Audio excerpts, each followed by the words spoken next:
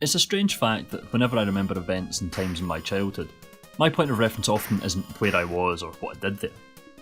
Rather, it's what games I played and where I played them. In this case, I remember a family holiday to Spain in June 1997, during which I slept in a room with snakes, saw the handover of Hong Kong to China on TV, and I played Super Pang in a local supermarket while my parents stocked up on food. Super Pang is an interesting game to me, simply because it reminds me of that holiday. The fact that it's still a challenging and fun game even now is purely incidental. But what is Super Pang? Released to arcades in 1990, it was the follow-up to the previous year's Pang. The game involves shooting harpoons at bouncing bubbles with the aim of clearing the screen of them. A fairly simple concept that's executed in a satisfying and entertaining manner. There are two different modes to take on in the game. Adventure mode takes the player on a tour of various worldwide locations, each of which has 3 stages. The aim of each stage is to clear the screen of all the bubbles, while avoiding being hit by them. Bubbles come in various sizes, and will always split into 2 of the next size down when hit, until they can't get any smaller and simply pop. This is initially fairly simple, but as the stages progress, there are more and more environmental obstacles that can impede the player's movement. These can require some split-second decision making if the player is to make it to the next stage. There are numerous power-ups to assist though. Most common is the double harpoon, which allows players to shoot 2 harpoons at a time.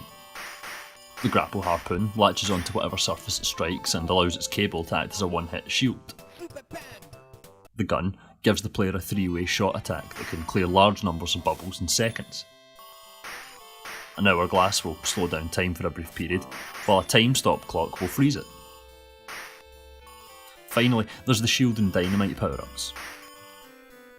The shield does exactly what you would expect, allowing you to take several hits without taking any damage, while the dynamite will reduce every bubble on screen down to its smallest size, though this isn't always a desirable thing. Smaller bubbles can get through cracks and can be harder to avoid than the bigger ones. In addition to the bubbles, which will kill the player instantly, there are several enemies that will appear during gameplay. These can be both a hindrance and a help though, as they will sometimes pop bubbles that they encounter, but for the most part they should be avoided or shot where possible. The other mode within Super Pang is Panic Mode. Panic Mode involves lasting as long as possible against an almost endless stream of bubbles. Each one popped contributes to filling a meter which, when filled, moves the difficulty up a level, increasing the speed and number of bubbles on screen. All the player has to do is make it to level 99 to complete the mode, which is far easier said than done. There's not really much to say about it, as the gameplay is mostly the same as Adventure Mode, but it's a frantic and tough challenge, requiring a lot of concentration from players. One of the few differences is the addition of special bubbles, which contain the clock power-up. Shooting this will cause all the other bubbles to freeze for 9 seconds, allowing the player to clear a bit of space and safety. But if you allow the clock bubble to bounce, it will turn the clock into a star. If this is then popped, every bubble on the screen is cleared automatically. It's obviously a very handy power-up in this mode, and should be sought out as often as possible.